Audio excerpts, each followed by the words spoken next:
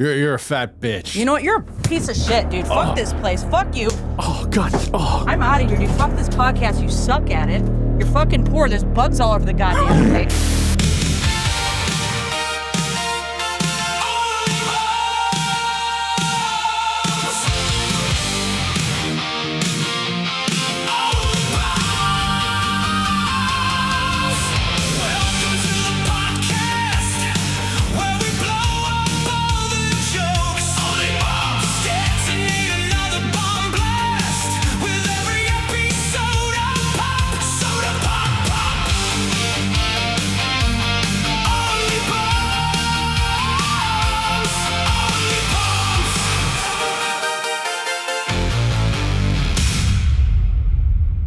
How you doing? All right. Thank you for coming on the show. Yeah, thanks for begging me with your life. Yeah. No, I'm glad you signed the contract. Oh, Yeah. Was that the big cock joke book? That was the big cock joke. Thump. Thanks, Alden. Huge big cock joke book. Yeah. Yeah, I want to do like shelves and stuff for like what people bring, because I like that people bring stuff. But Yeah, bring their own merch. Now I feel like I didn't fucking bring anything. Did you have Simply Courtney's, whatever the fuck that is? Yeah, his album. Yeah, is that an album? Yeah. That's like a performance he did. Oh, okay. Yeah. Nice. Yeah, it's pretty cool. Yeah. I think I have some shit in my car. I'll just put it on your porch. Yeah, right. Just be like, oh, dude, here's like 6 bottles of Evian. Yeah. Yeah, this is pretty cool. This is from Peru. Oh, this nice little llama. Alpaca, whatever. I don't know. Yeah. Like I did ask them, and a tour guide did say the difference between a llama and alpaca, but I don't remember. I literally think that he's like, oh, you eat one and the other one we use for fur. For fur. Okay. Yeah. And I was like, oh, okay. Was he Peruvian? Yeah. Oh. Yeah. This was actually in Peru. That's where we got that. Okay. Yeah. It was it was pretty crazy. It was a good little trip. You ever been international? No. No. I'm thinking of going to Thailand though by the end of the year. So we'll see how that goes. Yeah. Why? Everything's expensive. Where? Oh no. Why? Why? I Thailand? have a friend that lives out there. She's like a white woman that, fuck society, and then she goes off and lives in Thailand. I always wondered how it would be out there. You know what I mean? I know it's really cheap, and she loves it. But then again, I don't trust anything anyone says. You know what I mean? Like especially when it comes to comfort zones. Yeah. I think when you're like a little dainty beautiful white woman, yeah, you're gonna get treated well. You know what I mean? They're going to probably cattle prod my ass out there. Fucking hurt me. Yeah, if I went out there, they'd probably try to put me to work. Yeah. Me too. They'll put me in the field, dude. Okay, get out there now. Get out there now. I'm like, all right, my bad, dude. I'm on my way. You know? Yeah. Yeah, that's I've never really like been out there. I've been to Hong Kong before. Yeah. And that was really like interesting because I didn't know where to go in this particular thing, but nobody would speak English to me. Mm-hmm. And we knew that they kind of spoke English because you just heard it. They didn't want to talk to you. Yeah, they just didn't want to talk to me. But I was trying to ask for like directions, just like, hey, where's this burger place? And they were like, and I was like, what? And they're like, yeah. And I was like, what the fuck are you doing? I'm like, do you know where to go? Yeah. I was like, all right. Yeah. So we just kept walking and we ended up finding it. And so it was just kind of weird because we went to China and then just ate pizza. I was like, but. You went to different countries for American food? No, not specifically for American food. That would have been funny, dude. Pizza in China, bro. you know? But no, it was, we were on deployment. It was in the Navy. So that was like one of the first stops that we had. I forgot you're gay, yeah. Yeah. Oh, keep them coming. Oh, keep it coming. Oh, you. It's really like, the difference, I don't know if you noticed where you're at, but when I went to the Dominican, I was there for 2 weeks, and I was, by the end of it, I think my 7th to 10th day there, I was like, okay, I'm fucking over Dominican food. It's plantains and rice and pork and everything else. And so I'm like, God damn. I went to finally found Macdonald's. It was it was expensive. And then on top of it, their menu was weird. They didn't have like a standard menu. And really? and it kind of tasted a little strange too. Like the way that they gave me the fries, they were more hand cut. Like the food was presented differently. I know you would think like it's an American thing. They could at least, give us normal looking burgers. And then I found a sushi place and I was like, all right, let me get this sushi. And they didn't really describe it. So then I got the sushi, and what was on there was fucking plantains and, I was just about to and ask. pork and I hated the Dominican by the time I left. It was just rice with like plantain. Like, I was so pissed. like, what the fuck is this? Yeah, I mean, I ate it because it looks like sushi, but I'm like, yeah, okay. But with plantain, it's crazy. Everywhere you go, it's fucking plantains. Just Mexican bananas. They sell fruit on the side of the road, and I bought that, and I got sick from it. So you're not supposed to do that. Yeah, you're not supposed to, like, eating their fruit's fine, but when they cut it and stuff like that, like their hand cut fruit and like their water. I didn't drink the water, but yeah, you know, I wouldn't do that either. No. Yeah, in India, I almost made the mistake of eating the street food. But one of the locals was like, no. Yeah. He's like, stop that. Don't do that. You can't do that. I was like, yeah. All right, you know, that one's like, okay. And I didn't do it. And I didn't get sick, actually. Yeah. So he'd probably saved my life. Probably saved your ass. Yeah, he probably did. Well, it's not just like the sanitation conditions are going to be vastly different. It's just we're not used to the bacteria and the stuff that's in their food, like the stuff that, and I wonder if it's like the same. If I'm sure that people that eat American food probably get sick. I imagine. I don't think we're not pristine over here. Okay, we stuff our shit with chemicals and fillers and stuff, and we're used to it. That's why we all look bloated and sick. Yeah. You know? Yeah. That hurt me too, don't worry. Oh, God. Yeah, zoom out. Yeah, zoom out, yeah. It's like, damn it. Yeah. But no, I know what you mean, because I remember when we did go to Europe, specifically Spain, because everything is like really like well done there, you know, all that good stuff. And then you come back and like the first thing you eat, you're like shitting for like a week. Yeah. It's really insane. Yeah, but you get used to it, you know, after you get over the diarrhea, it's a very pleasant experience. Constipation, then diarrhea, and back to constipation. It's like, once your body once you adjust, then you progress and you start buying pills off of a guy at the corner of a liquor store out there. Right. That's what, Exactly. It's like then you walk around like that for like, hey, all right, guys. Yeah. It won't go down. Yeah. It's been 2 weeks. So, but so what's like the cuisine that you would have if you went to Chicago? What is like Chicago's big cuisine? I would say if I was there and I was entertaining people and I wanted something that I can't get anywhere else, I would probably get like their street hot dogs, because I've been to New York and I've tried hot dogs from other places. They add all this crazy shit to it. Like, but I think everyone that's grown up in a city like that, they're gonna have their way of their preferences for hot dogs. But for me, it's like, just put on some relish and some peppers, and you know, you can buy good street hot dogs that are rolled up with fries for like $8. Rolled up with fries? Yeah, with fries, dude. Yeah, there's this place next to this, the Lincoln Lodge, which is a club there that I like going to right around the corner. They'll sell it. And they only take cash, and those are the best places, the places where they only take cash, because they're not fucking sitting here doing all this, and they don't give you change, just put it in their tip cup. But yeah, they'll give you a big old fucking fat. Like, but I love Polish sausage. Polish sausage. Oh, what's different about that? Like, I don't think I even know. Have you had Italian sausage? Whoa. Yeah, okay. Oh shit. Anyway. Yeah, it's like that, except it's Polish. You know, it's like Italian sausage, but it's Polish. Yeah. Yeah. I don't think I've ever even had a Polish sausage. You know, like those Italian sausages. I love those things. Yeah, I don't know. Yeah, it's so funny. I love it, because now you were like right here. Here's the thing, guys. I always do that. I always like talk really close, thinking that's how you're supposed to do things. I don't know. I tell people, like, I'm like, 4 to 6 inches, like usually, like that's perfect. Never experienced that in my life. It's been only 8 and up, dude. You're like 4. It's like, all right, there, like that's my preferential. Yeah, yeah. Just gaggers, absolute gaggers. Yeah, it's like, get it out of your mouth. You're not supposed to be. I know that I'm smelling my own breath. Yeah, it's crazy. Yeah, no, I've replaced microphones in the past from people who've been like, ugh. And I was like, oh man. Yeah. Yeah. Well, I got him on film. I'm really like, you're in trouble now, but yeah. But yeah. So did you get your start out in Chicago? Yeah. Like as a comedian? I did. Yeah. Well, what's it like out there? Like, how's the scene? Is it like rough? Like, heavily competitive?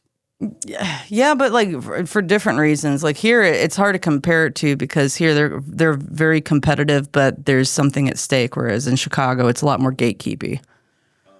A lot more people walking around with their thumbs up their asses, and it's like a good scene. It's a good scene. Yeah, I think I got a buddy of mine up there. I think that's where he's at. But I don't. Who's your buddy?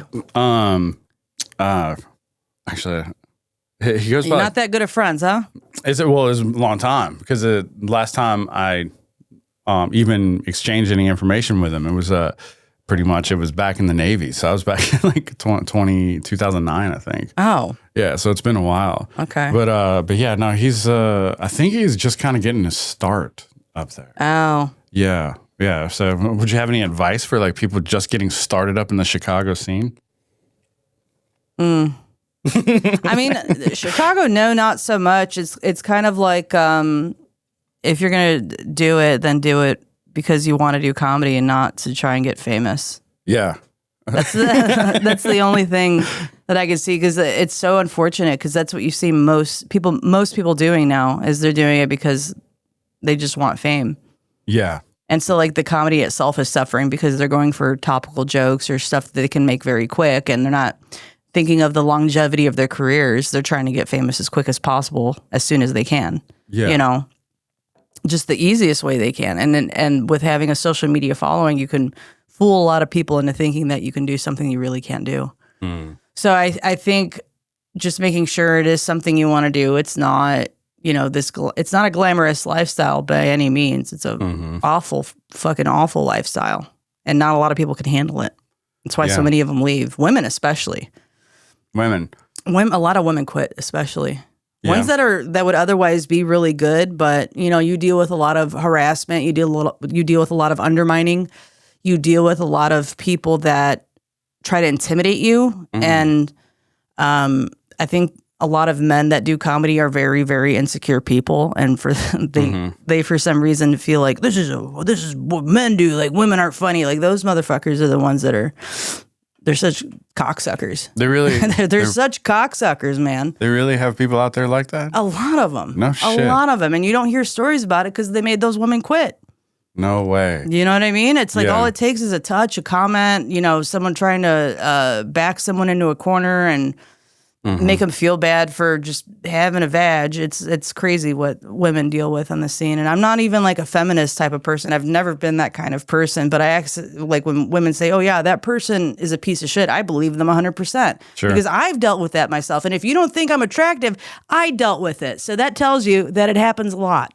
Yeah. So that's really fucked up. Was that something that you even had any idea about getting into comedy? Like, was that even a thought at all? Yeah, because I had an idea about it, and you learn pretty early that when you start going to open mics and people being like, okay, here's a woman coming up. I actually had that happen a couple months ago, and then I bombed my dick off. No shit. Yeah, I had a guy that was hosting a show, and he was like, all right, guys, just, we've had a lot of guys up here. It's time to bring up a woman. Well, you say that in front of a fucking fraternity. Yeah. What do you think they're going to do? They're going to get up, go to the bathroom, or they're going to talk amongst themselves. I'm not like, I'm so sorry about that. The gnats. No, it's probably me. I take it so personal when bugs land on me like that. You know what I mean? Like flies. And I'm like, I know. Yeah, they get up there. Fly off. You're gross. Nasty. Soap, try it. They fly off. Yeah. I'm like, oh, no. No, it's not you. I left a banana out. Like, and they just like kind of. Oh, that's the worst. Because then where do they come from? I don't know. And I don't know. It's like, where do they come from? Where do they go? Yeah. Where do they come from? Cotton Eye. You need a fucking bug zapper, dude. Yeah, no, I know. I put like one of those little like Apple things out, hoping that they'd fall for it. Yeah. But I think they've evolved. Yeah. And they're like, look, a face. But I'm so sorry. And no, it's not you. I've been feeling so bad. I'm like, oh my God. If I had a lighter, dude, I'd just burn it. You know what I mean? I'd be like, that'd be great. Fucking Dracarys, dude. Yeah. Oh my God, that'd be fucking awesome. The Flaming Gnats is going to be a new band. Yeah. The Flaming Gnats. Yeah, the Flaming Gnats. Yeah, the Flaming Gnats. Yeah. Yeah, but no, I know what you're talking about though. Like when you say all that stuff about the women thing, because I have heard that myself at open mics, and I guess like I just always thought like I've seen like I know at Tiniest I've seen that they put like women like up first and everything like the Titanic I guess.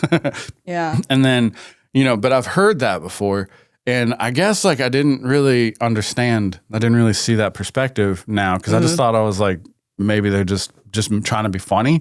Maybe it's something like so do you and like other women comics like find offense in this kind of thing? It's not even so much about offense. It's like I don't know why people think that they deserve it. A whole gender feels like they deserve it more than another one. It's like, a lot of comedy comes from trauma. And it's like, you really don't think little girls have been traumatized in their lives. You know what I mean? And that's why a lot of them talk about the things that they talk about and stuff. So it's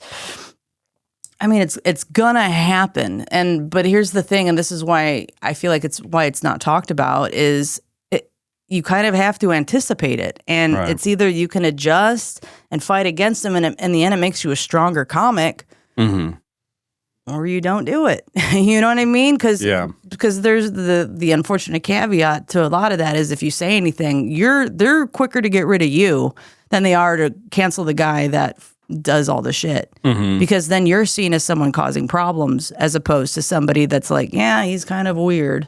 Yeah.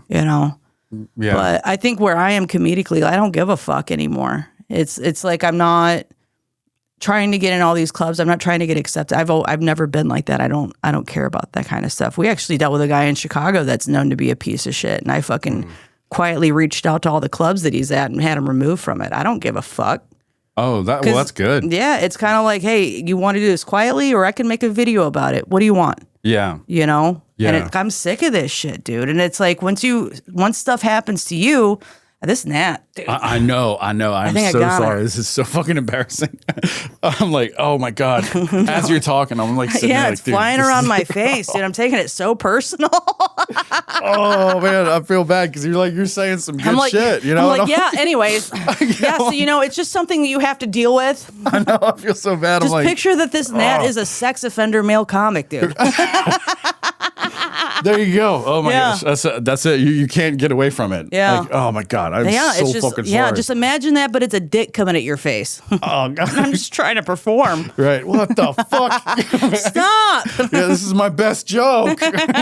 You're stepping on my punchline. Right? Get away. Yeah. Oh man. But so it's hard for me to even say anything because I understand both sides of it, and I understand that it makes you stronger. But at the same time, it'd just be nice to just be seen as a person, and not like female comic, because that's half of the comment. Like half of my comment section is that, and it's like I could be doing. I'm like I don't feel like I don't do standard stereotypical female comic humor. Yeah, but I still deal with it. You know what I mean? Yeah, that just it seems like I don't know. I feel like a lot of guys don't have that. That kind of thing to even like relate to or even think about, but I feel like if you're aware of it, you can definitely see it, Oh yeah. It doesn't really it really sucks. Cause it's like, why do you think that is like, why do you think that is even a thing? Why is it a thing? Yeah. I don't know. I don't know. It's like, you would really think that people kind of progress at least a little bit mentally. Right. And I think it's a lot of, It's men being very, very insecure. Are you talking about why men don't like female comics?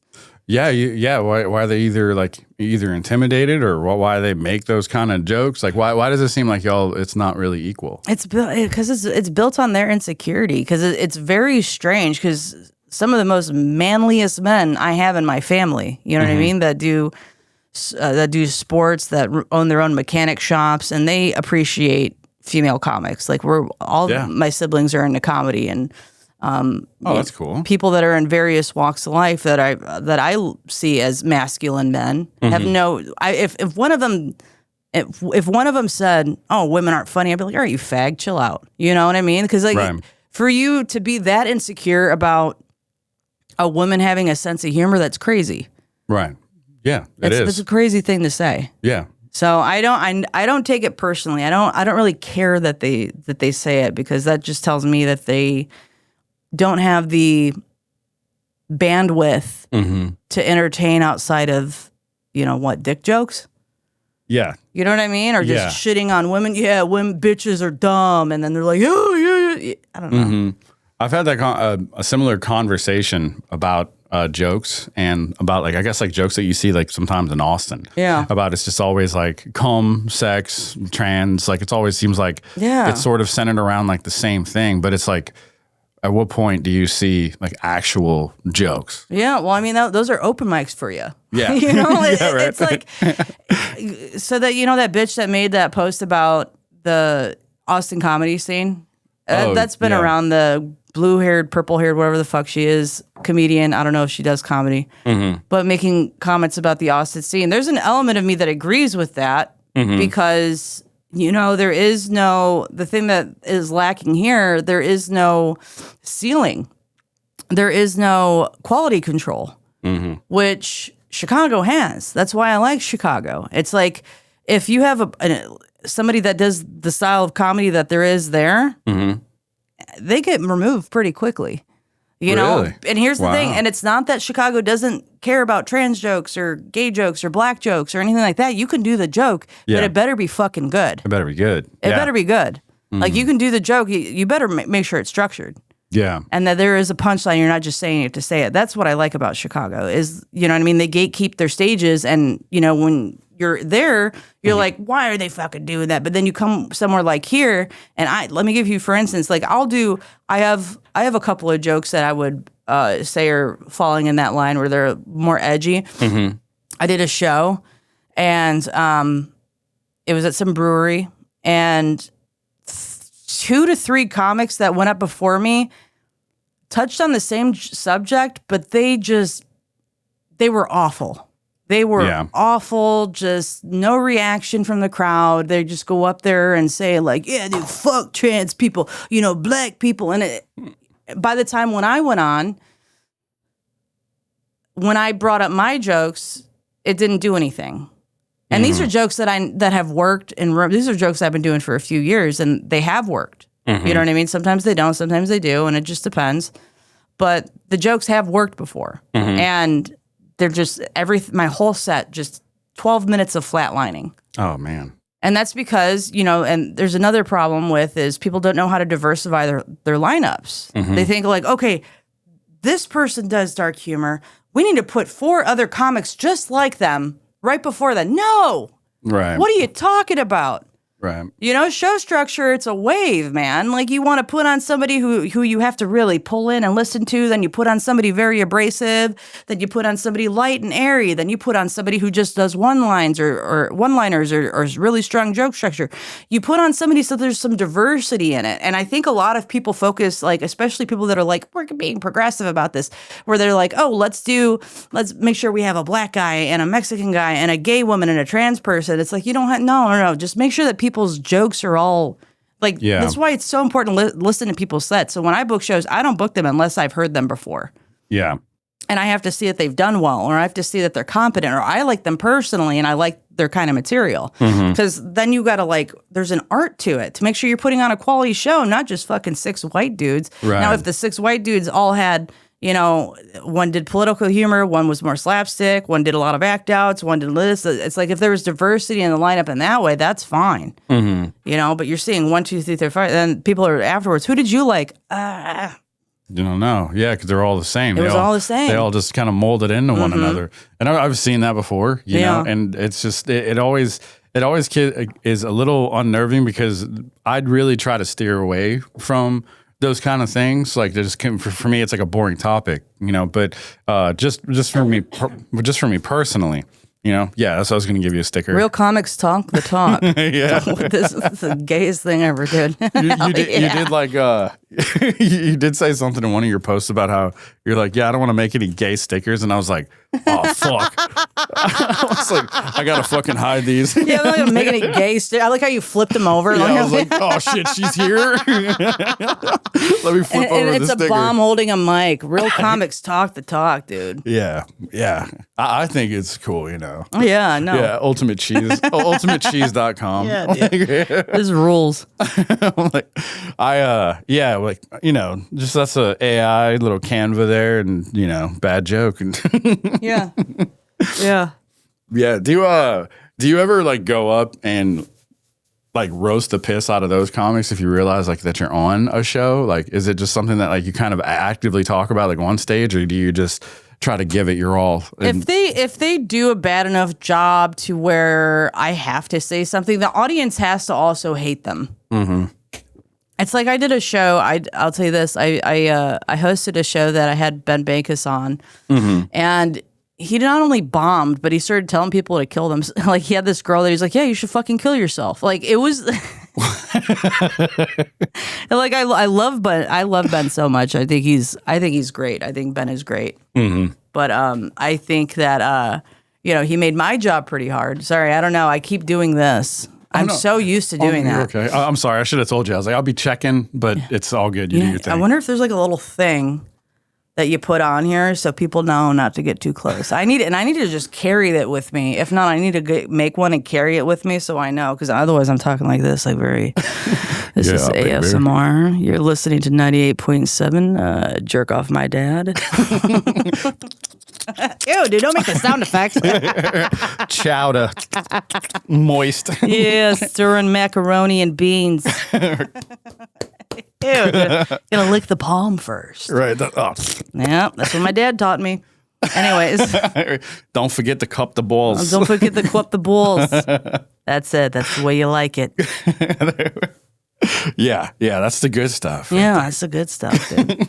What were we talking about? We were talking about like whether or not like you roast. Or, no, like, sometimes if like if the audience also hates them, and if I can think of something quick, then I'll do it.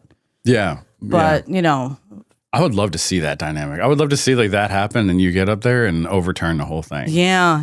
It has happened. I've been having an issue with like the last like year. I've been like really pulling my life together, and it sucks. Yeah. Well, why does it suck? Is it just because like you're just? Well, look at the reason why a lot of us are like so funny. It's not because for a lot of us, and I'm not talking about these people that have been sober their whole lives and just are just naturally funny, like they were the jock in high school and just have had everything given to them. Mm-hmm. I'm talking about people that were overly, traumatized, that, have problems and their lives are shaky and things fall apart. Like when my life is going like shit, that's the best I'm doing comedically. Yeah. That's when I'm the most creative. That's when I'm the funniest. That's when I'm the most presentable and outlandish and stuff. That's where I thrive, is when my life is fucking falling apart. But now I'm not living in my car anymore. Now I have an apartment. I have a dog, and I pay my bills on time. I have a foam roller for my back to release stress. Oh yeah, yeah, yeah. A foam roller. Yeah, I'm listening. You don't know? Do you know what a foam roller is? It's like a thick piece of like foam that's like you roll it and you lay on your back and you just roll up and down. And dude, it's fantastic. I've been doing it every day. Yeah. Release. Yeah, it's fantastic. And then I got one of those acupressure mats. Have you ever used one of those? No. It's like a mat that has all these prongs, and it gets into your pressure points, and you lay on it, and it hurts. It hurts for like the first 10 minutes, but then your body gets really hot, and then it starts releasing tension. Wow. So then I'll use that if I'm wired through the day, if I'm having a panic attack, I'll use that. But I'll lay on it, and I'll lay on it for like a half hour, like when I'm watching TV or something. And then, and then I'll just pass out, go to bed and pass out after that. But that's awesome. That's what I'm doing, is I'm paying attention to my needs in here. Yeah. But it's also making my creativity suffer, and I don't feel as funny anymore. Really? Especially like stand up. Like before, I loved stand up. I go on stage. I'm like, "What's up, motherfuckers?" Blah blah blah. Blah, blah, blah. Yeah, right. But now I'm doing well. Now I go up there and it doesn't affect me the same way. And it's like I'll bomb, and I don't even care that I'm bombing. Yeah, because I don't care. You're good, right? You don't think I'm funny? I know. I'm just gonna get through this last 7 minutes. I don't know. I've been up here for 2 minutes, but I'll make it quick for you guys. And then we're both sitting in this, and I feel like I'm just having a conversation, and they're interested, but they're not losing their minds, like how they were, how they would have back when my life was falling apart. Interesting. And it's this weird thing where I'm like, I don't know, maybe stand up isn't the thing right now, which I think is okay. I feel like that's a lot of, and I've had this conversation with several other comics that have been fighting that feeling for themselves as well, that are just doing it because at this point it's like they've been doing it so long, not doing it's weird. But now what do I do? Right. Do I just get a job and make friends? Yeah. Yeah, that's literally it. Yes. Normal life shit. No, you don't go out to a bar and you don't get drunk and hang out with the same comics you've seen every night for the last 4 years. Yeah, you kind of just go to work. Yeah. And then write if you feel like it, and then go to the gym, make a meal, and no, don't fucking, not Hot Pockets, you know? Right. Take a goddamn vitamin. Yeah. So kind of the normalcy sort of kind of dulls the edge a little bit. Yes, it does. But at the same time, I feel really fucking good. You know, this is the best I've ever felt. At the same time, I feel great. This is great. I've never felt so good in my life. That's awesome. No, I'm happy to hear it too, especially because I remember hearing something about, you know, you living in your car, you know, and then I literally think I wrote it down, but it's basically something you said about how, like, when, you know, responsibility becomes overwhelming and you tend to like kind of turn away from it. And I completely related to that. Because that's kind of something that, you know, I've done before, like in the past. But I love hearing that, like, okay, cool. Like, so you got an apartment, I guess. And you know, and I know you got your dog now. Yeah, my dog rules. And all that. And it seems like you're embracing that responsibility. Yeah, I like that. This is what I haven't been having for the last 8 years that I've been doing stand-up. Yeah. You know, I've been, you know, I'm in my 30s. I'm going to be 40 in a couple of years. Like, why... Like the stuff that I did when I first started doing stand-up, it's not fun now. It's just not. Like being out till 2:00 every morning, it's not fun to me. Sure, yeah. So I was, over the last few years, and I want to say this feeling that I've been feeling about stand-up in particular has been happening for probably the last, 3 years. Wow. And I was fighting it and still doing it and still getting asked to do stuff. So, so then I'm losing roast battles. I'm bombing on shows. I'm getting drunk on podcasts and just like... being very, who cares? And I'm still showing up, but the energy's different. The energy's different. And I didn't want to say out loud that I don't feel the way about stand-up like I did in the first 5-6 years. Like, that was a good time. But now it's a lot of, you're not just performative on stage, you got to be performative in front of people and with the friends you're making and the connections that you're making. And you have to show up on days where you don't feel good every single day. And I still have my full-time job and, you know, I'm doing it there. And I'm also, in my free time, I'm doing stand-up where I have to pretend. Yeah. You know, I can't, if I'm having a bad day, I can't show anybody. And I still do it. I'll be a fucking bitch to everybody because I'm just that kind of person. I can't hide that kind of stuff. Right. Yeah. So I don't know. Lately, it's been a lot of me listening to what I want. And a lot of me just wants to, hey, make funny videos. And I don't even like doing that anymore, but I still do it. And just, you know, I'm writing a book, which I'm excited about. And then I'm watching, I haven't watched TV in Lord knows how long. So I started doing that again. Oh, wow. It's been a lot of that, and going on walks and going to the gym, and I'm meal prepping. Yeah. No, you're doing all these positive things. Yes. You know, but that's really awesome because it's sort of like you're sort of figuring out like what you need, and maybe that is the thing. Maybe that's just what you're needing right now. Yeah, and I feel like what's most exhausting about a lot of this is a lot of like our job as comedians is to observe the world around us. Right. That's how it is. I'm glad that it's fucking with you now. Yeah, he's fucking with me too. I'm like, yes, please come over here. Just leave her alone. Just please leave her alone. Take me alive. Just leave her be. Yeah. Women and children are supposed to be good. It's safe. Yeah. But we comics spend a lot of time observing the world around them. You know, we're trying to find the angle or the edge or the thing. What's funny about this thing? Fuck. What's funny about this thing? Yeah.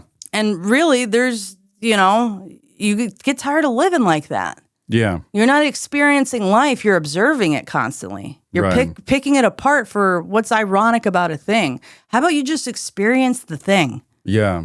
I'm trying to sit here thinking about my life. Like, what did I do over the last 8 years? I don't know, because I spent so much time reflecting on it and pointing out the humor in something that I can't enjoy a moment.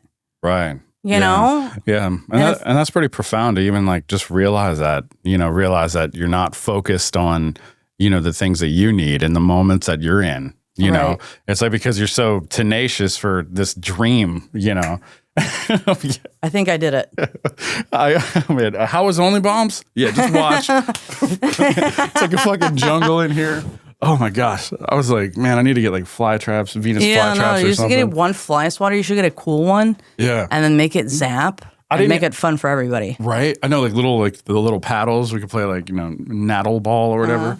But yeah, no, I was, no. So I normally don't really come in here until it's really time to film. Hang on. Do you just have a laptop so you can watch yourself? No, just to make sure that I'm good. Normally I just unplug it. You know, but yeah, it's there. No. That's how I have to. Is it still there? I thought I got it. Oh no, there's a lot of them. Yeah. Oh my God, yeah, okay. Yeah, like I said, I don't really come in here, so I didn't realize how bad it was. And I was like, oh fuck, this is fucking yeah, crazy. Dude, we're just being attacked.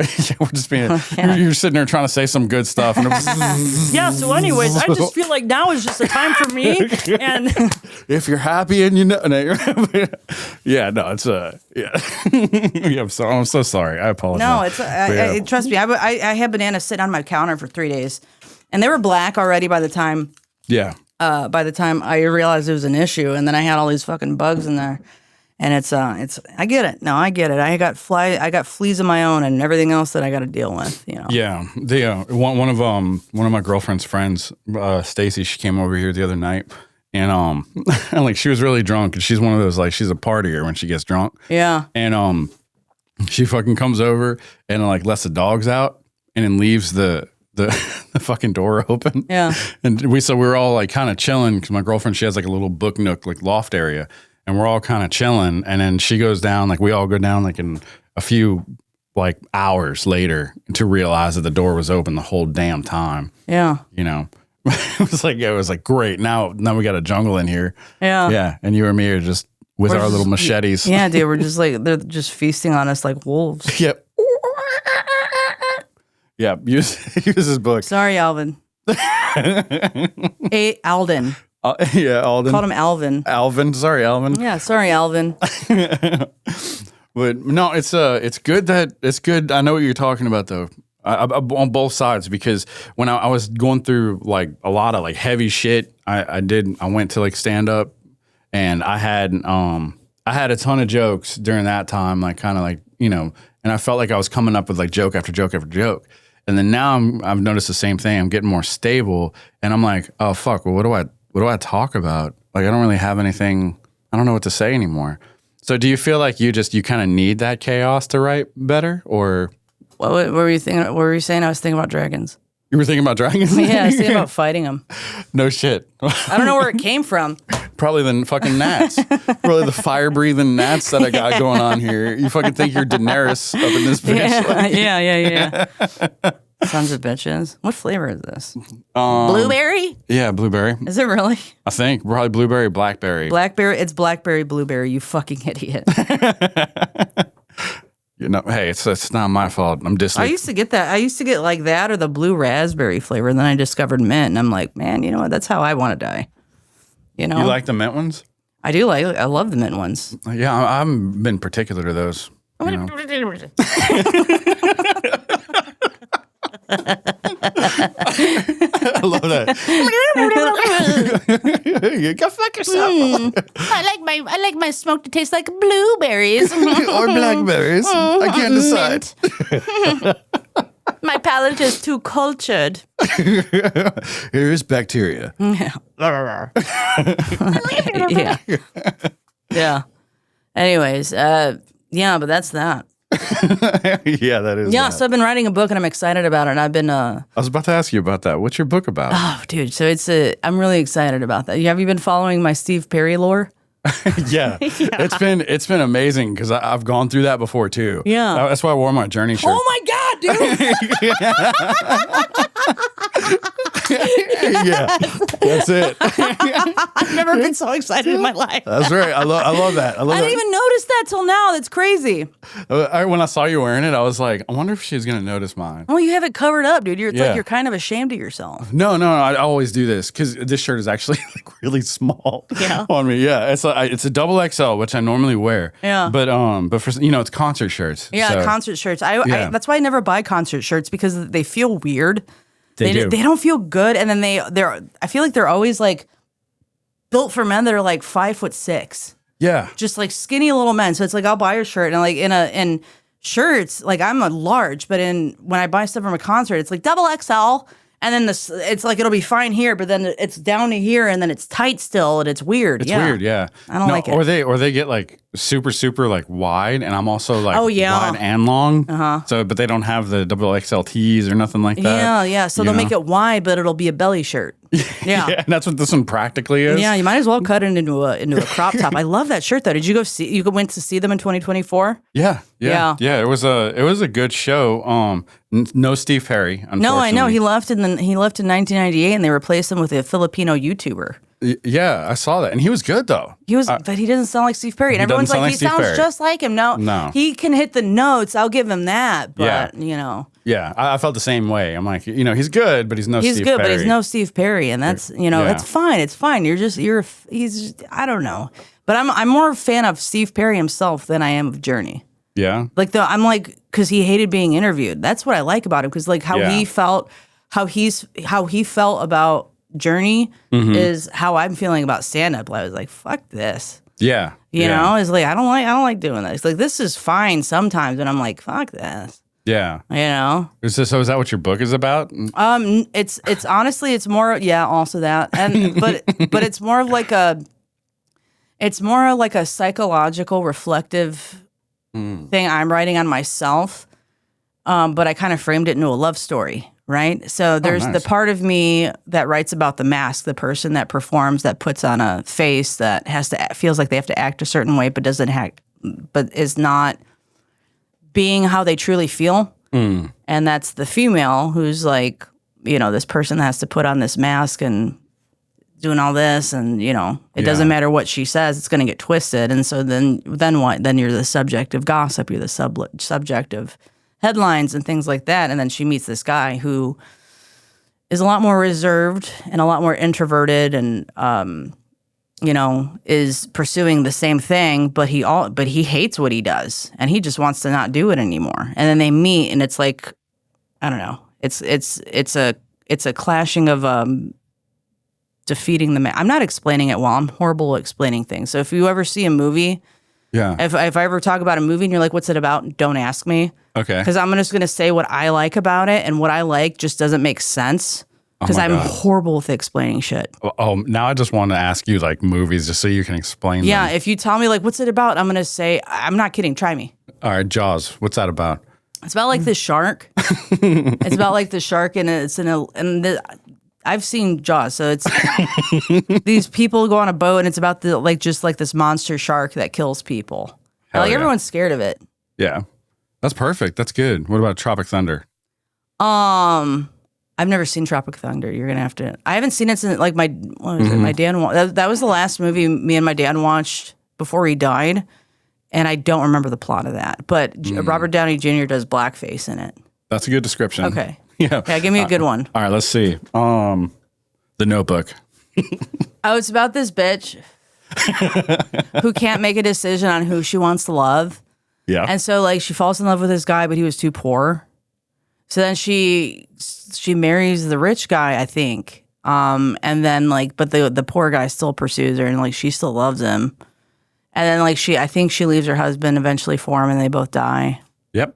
That's it. That's perfect. I love it. Yeah, see, but when it comes, I don't know, man. I've been told I'm horrible at describing stuff. So the woman is the mask that I wear in public, which is a very outlandish, say whatever, doesn't give a fuck, but secretly hates it. And then he is more reserved, but he is not, I don't know.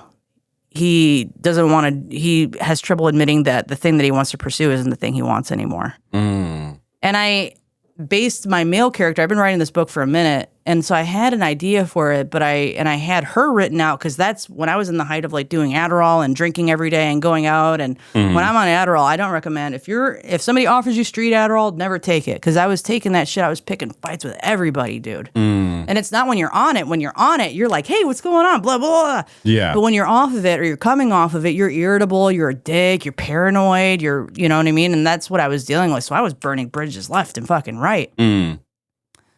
So when I discovered Steve Perry and I started learning about his lore, I really liked who he was. You know, I really liked the person, and just like him, just hated being famous. And he was as famous as you can get. Yeah. Like Journey couldn't be more famous. Yeah. And then he walked away like, fuck this.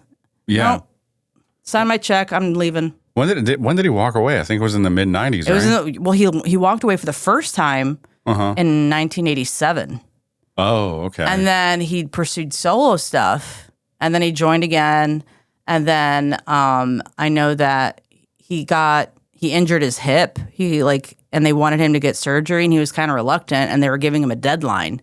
Like, well, we need to tour this album. You got to get this done. When are you going to be done? You have till this to do it. And he's like, fuck this. Yeah. And they threatened to replace him then. So he's like, fine, replace me. That's fine. Damn. So they did. Excuse me. I didn't know that. Yeah. I didn't know that. I mean, I went through like a big journey phase. I love how like my Navy comes into play. Like But you gotta bring your gay shit into this. Yeah, I was like, fuck. There's no convincing. Yeah. I'm not gay, dude.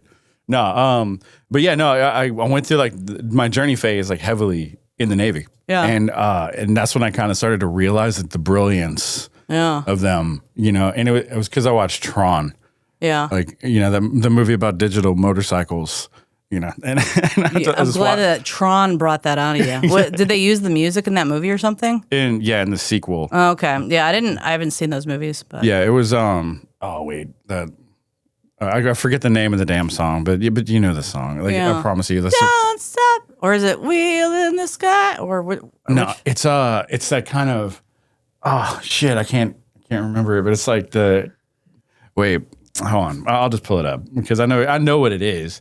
But yeah, they had a song I was playing on the jukebox in there, and I was like, dude, this fucking song is badass like a motherfucker. Rips. Yeah, I was like, what the fuck? Separate Ways. Oh yeah. That's a good song. Yeah, that is. And yeah, so in that movie it started playing. I was like, what the fuck is this? And I started like listening to that, and then every day I would like, if I was whatever I was doing, I was like just listening to that. And then eventually it moved to Faithfully. Yeah. And then of course song. Wheels in the Sky, which is and then the other one Open Arms.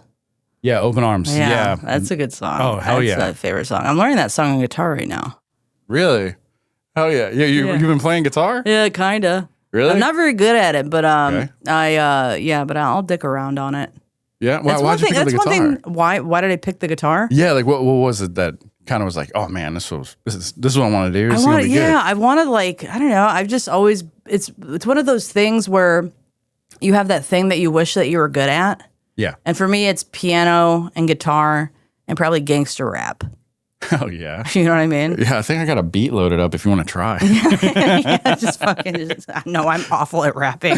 They had an open mic at Creek for a while where they were like, okay, we're going to have you fucking freestyle for a couple minutes and then you get into your set. And I went on there and freestyled, and it was awful. Oh, yeah. And then I was like, so anyways, I was going down to the corner store the other day. This cocksucking gnat. Oh God, yeah. I get it. Oh man. Dude, but Steve Perry rules. Like I'm getting deep enough into the YouTubing where I'm watching him do freakouts on stage, and that is awesome. Really? Yeah, but it's like, here's the thing is people try to like frame it like he was being irrational. It was like somebody threw a beer bottle at him while he was on stage. He's like, who was the cocksucker that did that? And then they find him. It was you. And he tells the security guard, bring that motherfucker on stage. And I was like, yeah, like this. Yeah, it rules. Yeah, you don't fuck with Steve Perry. Yeah, dude. He had a beef with Howard Stern. Really? Did you hear about that? Yeah. No, I didn't know that. I am psychotic. That's why I know all this. That's phenomenal. So Howard Stern hates Steve Perry. He talks about him on multiple episodes, making fun of Steve Perry. And it was because one time Howard Stern was backstage and like, Steve Perry called him Big Bird. Called him Big Bird. Well. Like out of all the things that fucking Howard Stern has done. Yeah. And that's what upset you. And I'm like, hang on a second, let me look at this. Cause I was gonna drop a video on this, but like come on now. Yeah. Yeah, that's a pretty accurate. It's perfect. Yeah. Yeah, that's such a perfect thing. And then about how like the thing, did you hear about the thing with him and Sarah Silverman? Sarah Silverman? Yeah. Steve Perry? Yeah. No. So do you remember how like Sarah Silverman's humor was, especially like in the 2000s or the late 90s and stuff? How she was doing more of that edgier material, and he comes up to her and he's like, "I really like the way." He goes, "I'm such a fan. You tell the best N-word jokes." But he said, "Oh, he actually said the N-word." So she writes that it's in her autobiography. Oh, no shit. And then Rolling Stone asked him, and he's like, "No." But he definitely, I could see him. Yeah, are you kidding me? Yeah, because she does the best N-word jokes. Yeah. Oh no, she was. Oh my gosh, I haven't really watched any of her like latest stand up, but I remember back in the day, it was just like you did not know what the hell she was gonna say. Yeah. You looked at her and you thought like one thing, and then she got up there and man, I was like, yeah, Sarah Silverman was pretty nuts. Yeah, she was great, but that's the whole thing, and you have to understand. Like I get it. Like the kind of stuff that I do, like people think that I'm anti-Semitic or they think that I'm actually racist or transphobic, and I'm like, no, I'm just making jokes about it. Right. You know what I mean? Do I say it with a little bit of disdain? Yeah, so what? Yeah. You know? It's like, but when you do that kind of humor, you're going to attract people that actually don't like black people, or they're going to just think it's okay to say that kind of stuff. Yeah. You know what I mean? Or saying it in jest. And I think I have that happened the other night, actually. This guy was in the green room at Vulcan, and we don't know who the fuck he was. He wasn't a comic or anything like that. No shit. He just found his way in there. He just he knew one of the comics there, but Joe DeRosa comes in. Yeah. And he goes, "Joe DeRosa, I'm such a fan of Shane Gillis," and then he just drops the N-word. What the fuck? And then Joe was like, "Whoa!" What the fuck? Yeah. And then Joe goes on stage. He bombs. He's like, "I'm sorry, guys. Someone called me the N-word in my face, and I just don't know what to feel right now." and so, like, we all go back in the green room, and the guy was like, they were like, "You can't be saying that shit." And so then he starts handing us all $100 bills to not talk about it.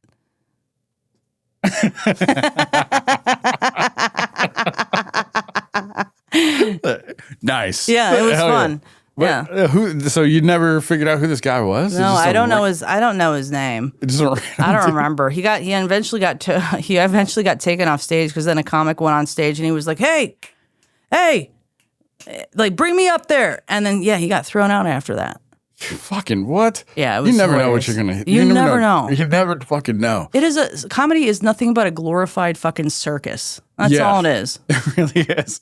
I don't get why people want to do stand-up. I understand it's fun. It looks like it's a very nonchalant, people just pussyfooting their way into success, but it's you deal with so much shit. Yeah. I don't think that people realize exactly just how much goes into it. I think a lot of it. Yeah, there is a lot. And I haven't even gotten that deep. You know, I'm very much still like an open micer, and every now and again I do shows. But like but what I've kind of learned is that like, yeah, the deeper you go, like the more it just seems like there's just so much shit. Yeah. That you're just not realizing. Yeah. That you just didn't know, you know, and it's kind of like if you don't do the work, you're not going to be a part of it. Yeah, and it's going to show. And I've been so lazy performing lately. I'm going up maybe a couple times a week, and this is going from like I used to go up every single day. But I also at the same time I don't have any gumption to perform. I just don't. And so people ask me and I'll say, yeah. And then I'll go up there and I'm like, ugh.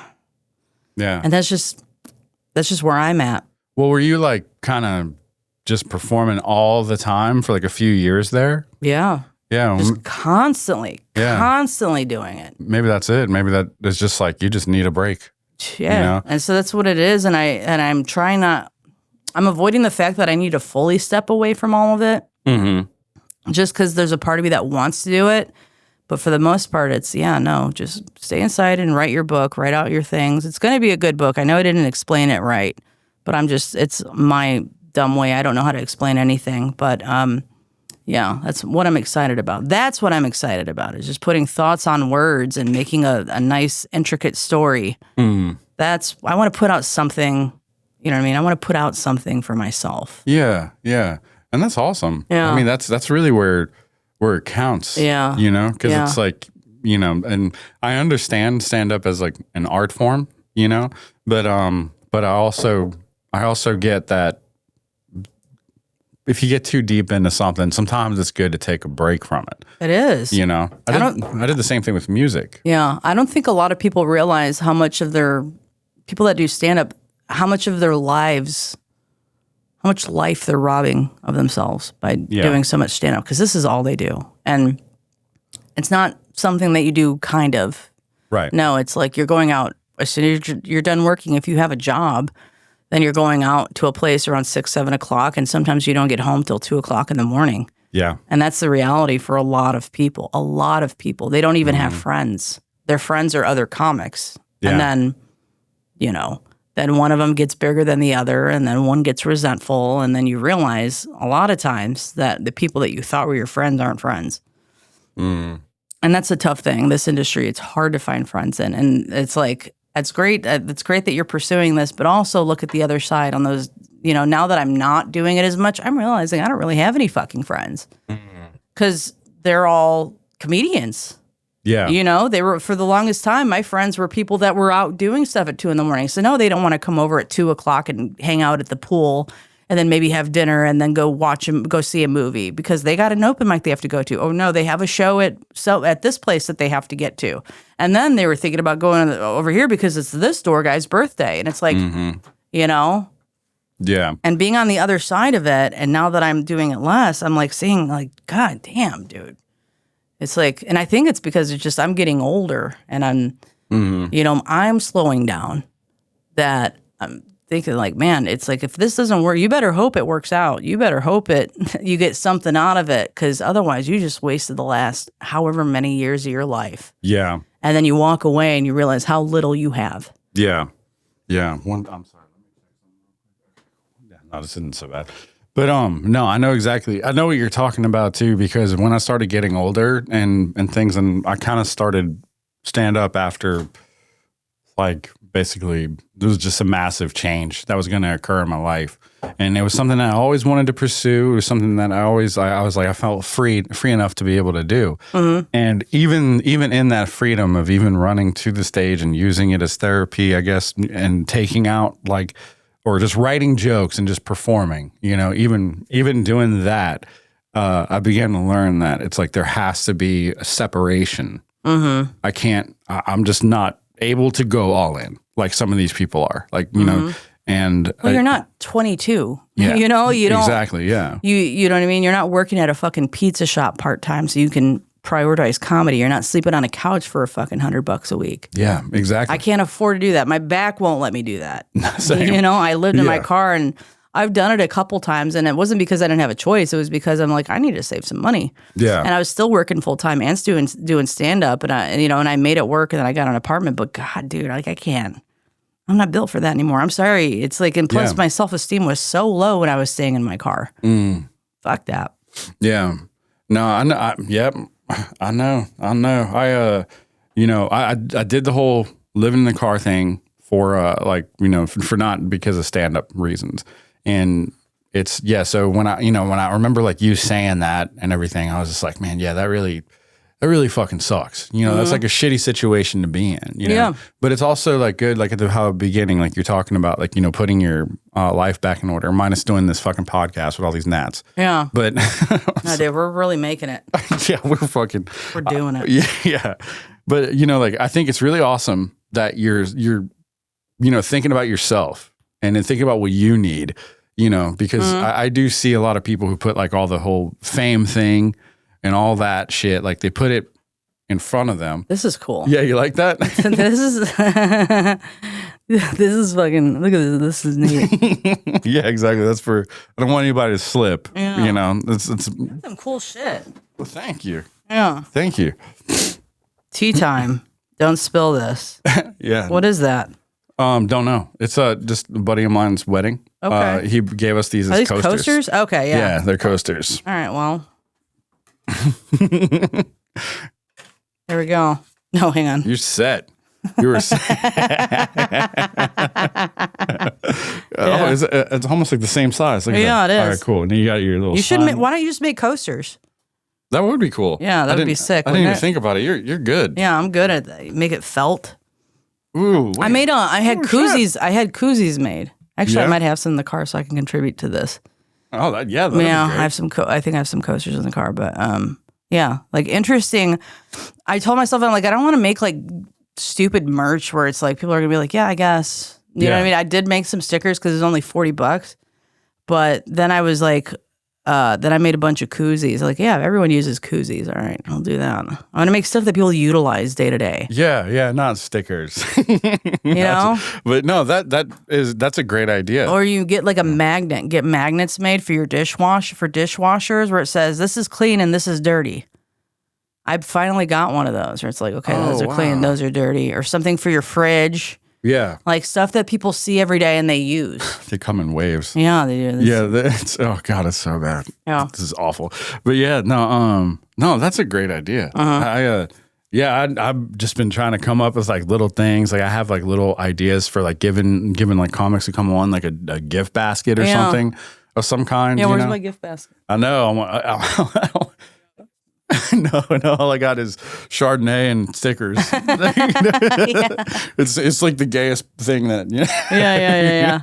I remember watching, like going through your Instagram and everything, and then you were like, I forgot what you said verbatim, but to paraphrase, you were like, yeah, I don't want to put out stickers because those are gay. And I was like, gay. Fuck.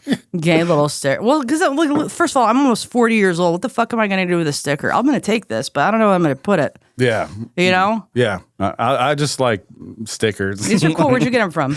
I don't know. Some website I made them. I didn't realize that you see at the top where it says Only Bombs? Yeah, you can't see it. Yeah, I didn't realize that it was going to be so dark. Yeah.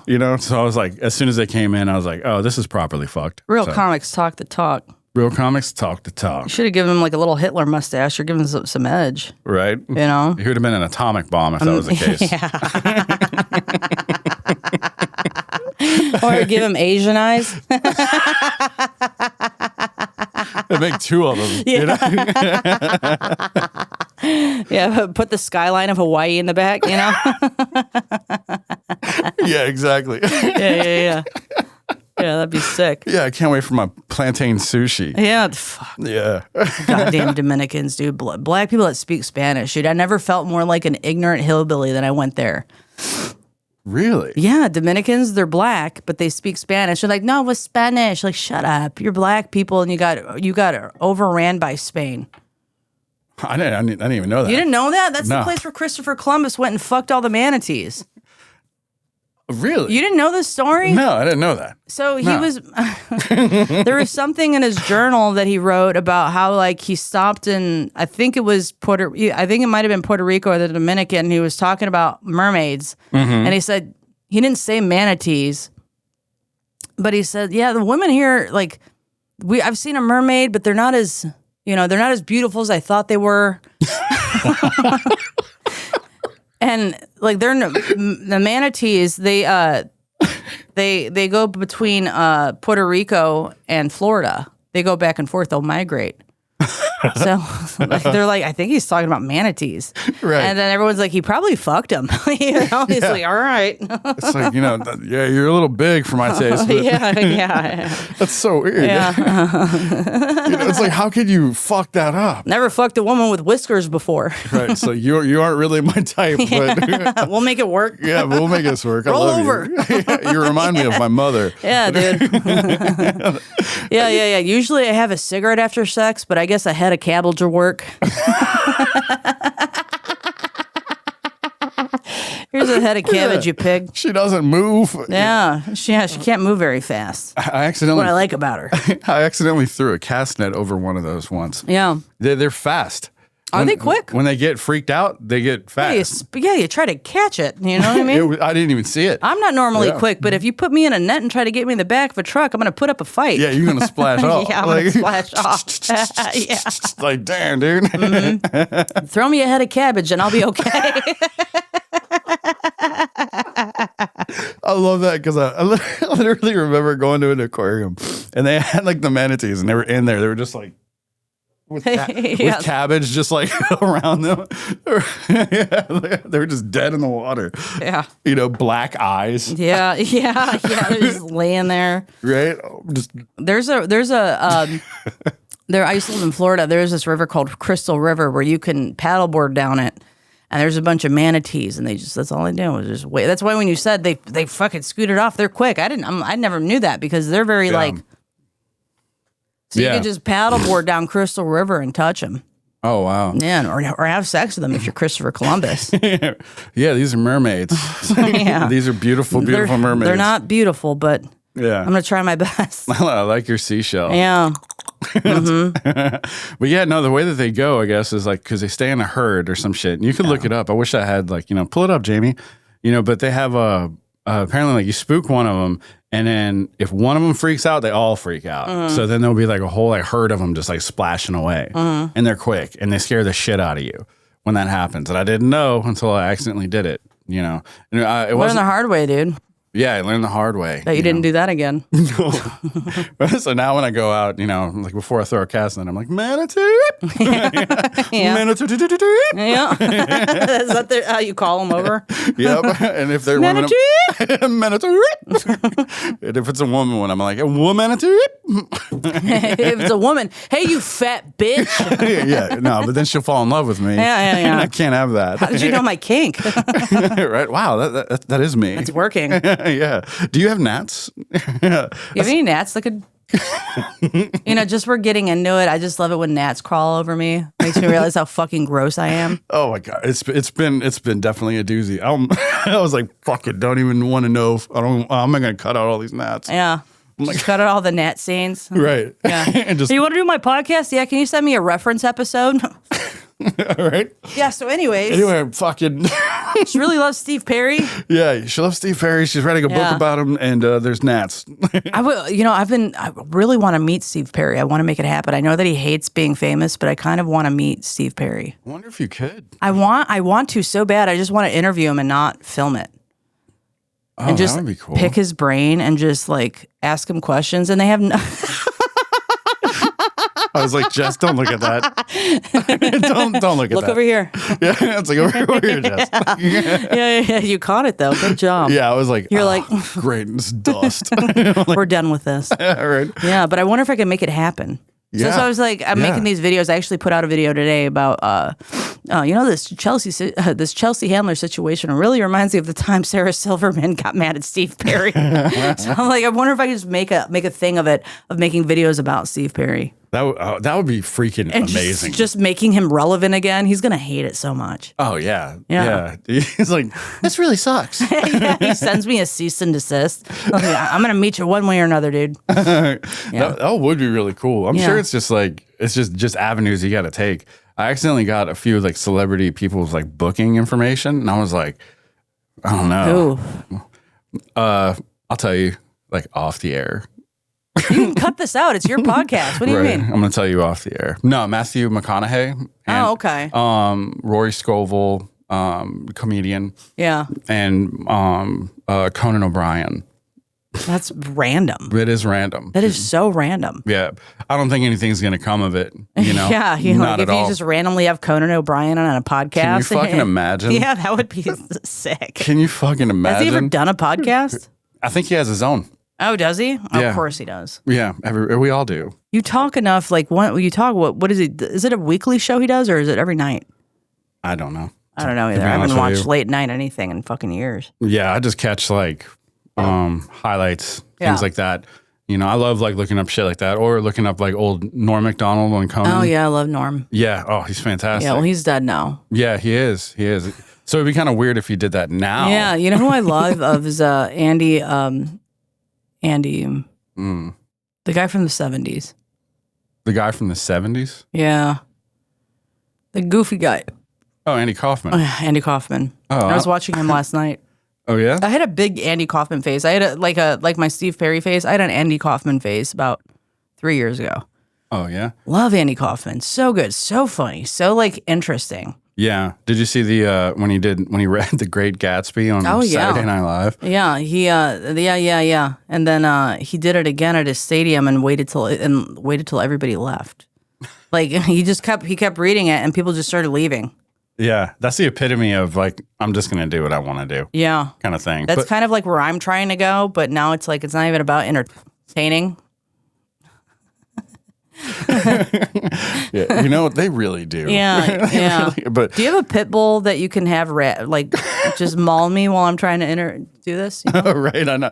Might as well. Just just have 4 pit bulls in here, just to make it more interesting. Beat them with a stick before you let them in. Yeah, and here's a herd of bees. yeah. And there's just a Dominican in the corner, just with a plantain, like ready to whip. Yeah. Wow. But no, I know that he set up all that stuff though, like because I love the Great Gatsby thing that he read, like because he was like reading it and people were like booing him and all that stuff, and he's still reading it and booing him, they're reading it, booing him, and then all of a sudden in the middle of it, he's like, guys, come on, we've got a long way to go, and then they all just started laughing. I was like, man, he knows what the fuck he's doing. He knows what he's doing. Yeah, he's absolutely brilliant. He died at what, 30? Either 31, 33, something like that. Very young, he died. Yeah. Which is crazy. Which really sucks. Made such a huge like impact on the comedy world. Yeah, well, his dumbass did a homeopathic. Well, then again, I think he had a brain tumor. Like it wasn't like anything small, and it was like the 70s or 80s or whatever when he died. Yeah, so he's just trying to do anything. Yeah. Pray over me. Right. Yeah, just use this holy water. It's like it's like it smells like pee. Yeah. But yeah, no, I love seeing like all those older comics, the legendary comics, and then how they, just like how they come up with stuff, because the shit that I come up with, I'm like, I have no idea how they do it. You got to be experimental and not do it. Have you done an improv class? I have not. I tell, if you're asking me, like, do you have advice for new comics? I would say do an improv class. An improv class is just so crucial. And you're going to have comics that say, don't do improv. And those comics usually suck. So in improv class, sometimes you'll write a joke and it works, but it's the way you're delivering it. And it's like, sometimes people don't realize that a joke that you're doing, you don't want to say it. You got to show us. Yeah. You could sit there and show me about the cyst you got on your asshole after you got in a hockey accident. I don't know. Right. And it's like you could tell us about it, but what also is funny is like, turning around, bending over and showing the moment that it happened. I don't know. See what I said about being bad at explaining stuff? No, it's awesome. Sometimes you just need to show people instead of saying it. Yeah. And that's the thing that could be holding you back from turning a okay joke into a great one. Yeah. Yeah. That was something that I started to learn like pretty late, but I'm still trying to figure out even how to do that. Do you feel like you do that when you go on stage? Like, do you sort of turn into almost like a character of yourself? I did when back when I was more enthusiastic about doing comedy, but now that I'm going up there, I find myself just standing there. And so like, I feel like I'm in a growth spurt, I guess, if you want to say that. And I feel like a lot of comics leave for a little bit and come back. And sometimes they're stronger than ever because they took the time to like, let me miss doing this. Because right now I don't. And it's not fun for me. And I'm just going up there, standing there, and I don't look like I'm having fun. Yeah. And that's been a lot of my sets lately. So I did do that. And it's taken a joke that would get laughs, but what takes it over the top is me acting it out. It's like the joke that I have with the crosses joke. I've been doing that for probably the last 3 years. And, the joke is like, you're driving and you see a cross on the side of the road. Why do you never see any, like, you don't see any fucking Stars of David or Buddhas, And I'll do that joke and it works. But like what I'll do is now when I get to little Buddhas, I'll be like, I'll stand like Buddha. I'm like, drive safe, Yeah. And it just, I don't know why it's funny. But people really like it. Yeah, it's a good one. Because you're just, drive safe. I never did that before. Drive safe. Yeah, and it's something as little as that. If you have an opportunity to where you can stand a certain way or freaking do an action or I'm running or it's just like I'm just jerking this guy off and I was crying. It's like doing little things like that. And it's because it's unexpected. Right. It's because of it's also unexpected is also what makes it funny. Yeah. Yeah. Yeah. When I went back and I started looking at some of my older stand-up, I was like, I realized heavily I had the absence of that very thing. I would just sit there and it would be almost like I was waiting tables, basically. Right. I would just be talking to the audience, And it wasn't until much later that I kind of learned to sort of perform them, but I'm still also trying to figure out what that looks like for me too. You know? it's just always a learning thing. It's all a learning thing, and they'll tell you like watch more than you perform, and it's like shut up. Like find comics that you really rely on, or not rely on, but a lot of them. Find comics that you admire and stick with those guys. And I'm only saying that because that's what I do. But I don't ingest tremendous amounts of stand-up. Yeah, there's a lot of comics I've never even heard of that are quote unquote famous. Like I don't know who a lot of people are. Yeah, which has helped me out in social situations because I get weird around famous people, and it's not because I'm like, oh, I don't know how to act. I'm like I don't want to say anything dumb, and I typically do. Sure. So it's better if I don't know who these people are because then I treat them like people. So yeah, Yeah, no, I completely relate to that, especially like lately with my new job. Like apparently people like there's been people who are like, no, this guy's a comic, and I'm like, oh, I didn't fucking know who the hell this person was. My bad, And I feel like should I know who that is, you know? And but it's good to just be human, just good to be yourself. Yeah. Yeah. I mean, you don't have to know who every single person is. I have the comics that I like. I like Louis. I like Anthony Jeselnik. Oh, yeah. Doug Stanhope. TJ Miller. Oh, I'm so happy you actually named TJ Miller. I love TJ Miller. He's love TJ Miller. Very fantastic comic, very meta, which I enjoy. I like comics that do different stuff. So the comics that I even just listed, they're all very different. The way that they tell jokes, the way that they observe them, the way that they observe life around them. Like Louis has a very pessimistic outlook on life, but a lot of times, most of the time, he's usually the butt of the joke where he's like, yeah, this thing is awful. But at the end of the joke, he's like, no, I'm the piece of shit. Yeah. Yeah. While he's pointing fingers and talking about how stupid people is, he's also pointing out how dumb he is in the process. And that's how I also view life. But I have a hard time making that funny. You know what I mean? Yeah. It's like I like Anthony Jeselnik's like dark sense of humor, even though all of his stuff is like made up. He taught me to write quicker. Yeah. Right? Yeah. So you can pull something. It's like Louis taught me how to observe. Jeselnik taught me to write fast. Yeah. TJ told me to show people. And then Big J told me to be gross. You know what I mean? It's like, and detailed. Yeah. And very detailed. When you're oddly detailed about a certain thing, you'll also find the humor there. Yeah. And it's and that's where a lot of, I think, tagging comes from. It's like tagging is essentially just the adding details to it. Yeah. So it's like I have a joke where I say, it's like, have you ever been so single you started acting gay? And it's like, okay, for example, like just find yourself hanging around U-Hauls. You have the sudden urge to help people with their furniture, Yeah. Yeah.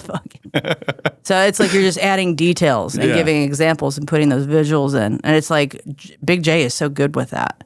Really? Yeah. He's so, and I'm talking about like before he did like his crowd work stuff. He started really diving into crowd work, I think, over the last however many years. But the first comedy album I really started picking up on was American Storyteller. Did you ever listen to that one? No, I was just thinking that. Yeah, American Storyteller. I would watch it, or I think it's on his website. It used to be on YouTube, but me and my brother were huge fans of Big J when we were teenagers. And it's a really, the way he tells jokes, like I wish he would get back into it because I know he does a lot of crowd work, but his written material is so fucking funny. Hell yeah. No, I'm going to have to watch more of his stuff because like the little things that I've seen, like when him and Ari Shaffir's little thing that he had there, I was like, yeah, no, he's great. But I've never watched like something that he's done. Yeah. And I'm like, oh, I really need to get into him. Yeah. Because I love Anthony Jeselnik. I love how it's like he just knows how to guide you one thing and keep your mind going there. And you're like even telling yourself, oh, he's going to say something about blah. And then he just somehow like flips the script on you entirely, still keeps up with the point, but he brings it in a different angle that you didn't see somehow. And I'm like, to me, like watching that, and I've I talked about this with Monterey, was like, it's like watching like somebody do a magic trick. You're just like, wow, like how the hell did they do that? Like that's amazing. Cause it's like, it's just incredible watching these, like the pros and like how they do it. you know, and it's really, I like that's, and the other thing is like stage presence. I love when people have just this great like stage presence. Like Kyle Dunnigan, like when I feel like whenever he gets up there, because he's like kind of like just this goofy comedian, and just for some reason, like it's just, you know, it's going to be goofy. And that's really what captivated me when I saw you at Joe Ellis's thing, the Friendly Fire thing. I was like, man, I'm like, you had this very commanding presence. Like it was immediate that you had everybody's attention. And I was just wondering, like, are you aware of that? Yeah. Yeah. Yeah. And that's but it's not consistent. That's why I'm saying it's like when I'm having good nights like that, then I know how to command the energy, but there's some nights and it's hard for me to even fake it is going up and wanting that attention on me. Some days I just don't even want to be observed and perceived. Sure. Yeah. Because I think that's one of the hardest things about doing this is the idea that somebody walks away with an opinion of you on a mass scale, depending on how you do, is kind of, to me, it gets in my head and it makes me weird. Sure. I feel weird about it. And so then I'll go up there and I'm like, hi. Some days I'm very timid and I don't know how to I don't know how to bulldoze through that. Yeah. Yeah. I get up there and do that too. There are some days when I could just get up on stage and it's just like, I know how I'm going to do it. I know what I'm going to do. And then there's some days when I'm just like, I don't know why I almost get like stage fright. Yeah, and it's not even that I'm scared to be there. It's kind of like you're not being well received when you get up there, and people aren't like, yeah. They're kind of like, yeah, entertain me. You guys want, yeah, entertain me and now. And it's not that, and it's not that my jokes aren't good. I know I'm a very funny person. It's that has nothing to do with it. It's also like I don't want to be funny for you guys. Right. You know what I mean? Yeah. Today's not the day. Yeah, today's not the day. And it's been a lot of that lately. Or I'm like, nah, dude, I want to lay in the bed with my dog and watch fucking House of the Dragon. And yeah. What's your dog's name? I meant to ask Maggie. I should have brought her. I almost brought her with. Maggie? Yeah. That's really cute. Yeah. Bring her everywhere with me. Yeah, no, she was very, very sweet. Yeah, you can bring a few of these. Oh my God.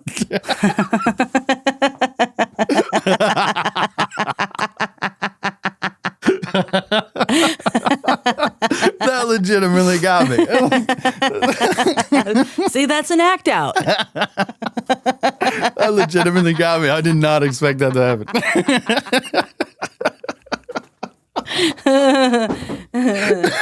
See what I mean? Yeah, bravo. Bravo. That was really funny. Because I was like, I was going to be like, yeah, just get the gnat. Like, well, yeah, you were aiming the right place. Yeah, after a certain point, it is me. Right. Oh, man, I really need to bring tiki torches in here. Like, some citronella candles or something. It's something. I don't even know. They probably just start fucking. They're like, oh, good. Candles, put on some fucking Marvin Gaye. Wallpaper? Yeah, it's wallpaper. How was it up here? It's not plastered on. No, I nailed it. A real blue collar man. Yeah. Yeah. They teach you that gay shit in the Navy? No, there's no ropes involved in that. Yeah. Yeah, there should be more ropes. Yeah. Is the Navy as gay as people think it is? Not in my experience. Yeah. But unfortunately. But I think what it is I think it derives from the Village People with their song. Oh, in the Navy. I forgot about that one. So that's not their best song. Yeah. They didn't really have a best song, I guess, when you think about it. The YMCA one, I think. Isn't that crazy that people liked them on a mass scale enough for them to keep doing it?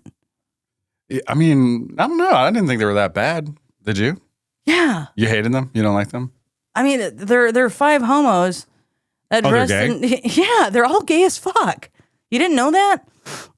I think I might have heard something about that. I didn't realize it was real though. Yeah, no, they're five. I just thought it was because of the Navy. They're five gay guys one dressed up as an Indian, Native American. Sorry, indigenous person of color, and then you had one that was a cop, and then construction worker. What else was there? A Navy, right? A sailor? I think so actually. Yeah. So yeah, all the gay professions. Totally makes sense now. Yeah. Isn't that what a sailor, a Navy person, is that the same thing as a sailor? Mm-hmm. That's hilarious. Yeah. Yeah, no wonder. You know what I mean? Your gay little fucking hats. Yeah. You're like hanging with me buoys. Yeah. I'm going to protect the country. Yeah, I can't wait to protect the country. Yeah. Like on our little ships. Yeah. Yeah. Well, is there anything that you would like to put out to the world before we wrap this up? Let's see. Anything coming up? Headlining gigs or anything? No, nothing prominent, dude. But I will say that I'm working on my book. So if you guys can just care about that and buy it when it comes out, my goal is to have it out by the end of the year. That's my goal. Oh, that would be awesome. Yeah, have it out by the end of the year. Do you have a title? It's called Burnout. Burnout. Hell yeah, Burnout. All right, I'm writing that down. Yeah. And then I'm gonna write. The book that I have is called Burnout. It's gonna be good. It's a nice psychological book that's padded as a love story. I feel like people need more love stories in their life. With today's day and age, and everybody's. What I'm learning is that people are getting less and less into hookup culture, which is great because I always hated hookup culture. I tried it and I always hated it. Yeah. So I stopped doing it. I'm like, I don't like the way this feels. So we need just more like intricate, messy romance. And people are so afraid to love each other. And the reason why I'm writing this is it's less about love and more about acceptance and understanding. Does that make sense? Yeah. I think to love somebody is to understand and accept them. And I think that's what a lot of people want. And so a lot of people are afraid of it, so they avoid it. And they're robbing themselves of very intricate and loving experiences. Anyways, he rapes her in chapter 6. Oh my God.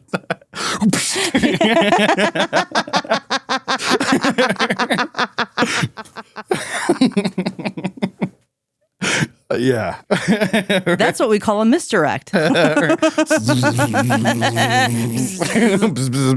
damn it. But that's it. I'm just excited about the book. I'm going to be going to Florida in September. I'm going to be doing a string of dates down there. I'll probably I'm going to try and do other states, but I just love Florida. I like having an excuse to go down there and spend time there. So that's what I'm going to do. Hell yeah. Yeah. And then you're going to do the headlining stuff? Or Yep. Headlining. I'm going to be bringing down Michael Good, who's a comic that I found. He's from New York. I love Michael Good. He's somebody you would like. You know who somebody you should follow is Dan Docimo. Dan Docimo? Mm-hmm. Dan Docimo. He's a comic that I did comedy with in Chicago, and he moved to New York, and he actually opens for Louis now.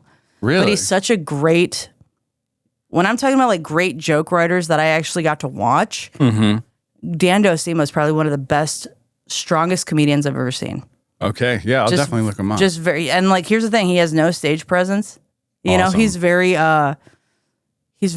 introverted and he's very like, but his joke writing is just so clean. Like every joke he does is so good. I love Dan Docimo. Okay, yeah, I'll definitely check him out. Y'all check him out too. Yeah, check out Dan Docimo, and then I'm bringing out Michael, and I'm bringing out what the fuck is his name? Hang on, I just texted him. Let me look. Damn it. Tony Wellens. Sorry, it took me a second. Tony what? Tony Wellens. He's great. Wellens. Oh, yeah. Awesome. Yep. Yeah, that sounds like a good time. It's going to be fun. Last time I went out there, I was out there for 2 weeks, and we had a couple of shows get canceled because ticket sales were bad, and we're like, oh no. So then we just fucking stayed at the beach. Oh yeah. Just went to the beach every day. Man, I think a lot of people don't realize that you need to buy these tickets in advance. Buy the tickets in advance. That's what keeps the show going. People don't buy them in advance, and they'll message me and they say, I'm going to get them at the door. Okay, you know. Yeah, but that's not good. They might have canceled it by then. Yeah, and I got to make the 12-hour drive out that way, and then I get there, and they're like, sorry, we've had 4 ticket sales. Yeah, well, if you put it out, I'll share it and everything. Make sure to get that out there for you. Hopefully people go. That would be nice. Yeah, well, I can't wait to get my signed copy of Burnout. Yeah, you better get it, dude. I will. You're going to ask me to sign it, and I'm going to tell you no. I'm gonna say no. Yeah, remember those fucking gnats? Yeah, they're still around me. You couldn't even keep a clean environment for me. It was clean. I swear. You know what you need merch as? Fly swatters. You're absolutely right. There you go. Yeah. Yeah, there you go. That's what those are supposed to be. Yeah. Well, thank you so much. I really appreciate you doing this. This is so fun. Yeah, I had a good time. Hell yeah, me too. Well, yeah, if there's nothing else, I guess that's a wrap. Can I smack you for the podcast? We talked about that beforehand. I was like, we should stage this to where you say something to me and I slap the shit out of you and I leave, and then we can use that for a hook for a show. And then the next thing we cut to is me talking about Steve Perry. What I would probably do is literally like take it and cut it and then put it right there at that Steve Perry part. And people be like, wait, what the fuck was that? What the fuck was that? Yeah, no. That would be a good idea. Like, you insult me and I'll be like, fuck you, fuck this, I'm out of here. Yeah. And then, yes, Steve Perry. And then we just casually talk about Steve Perry. Yeah, just like, okay. And then there's nothing about that addresses the slap. And I think would be hilarious. Okay.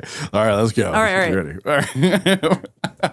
All right. Move. All right. So this is how we're going to do it. You're going to call me a fat bitch. All right. Okay. All right. Like, yeah, whatever. You're a fat bitch anyway. All right. All right. And then lean, but you got to lean forward because I'm going to, yeah. Because I'm going to pop the shit out of you. Yeah. Yeah. All right. Get into it. All right. You're a fat bitch. You know what? You're a piece of shit, dude. Fuck this place. Fuck you. Oh, God. Oh. I'm out of here, dude. Fuck this podcast. You suck at it. You're fucking poor. There's bugs all over the goddamn place. Yeah. No, it's not. God damn. That was perfect. I slapped you twice. Yeah. Thank you for that. That's a wrap. Oh, yeah, I slapped the shit out of it. I think that was my tooth. I know.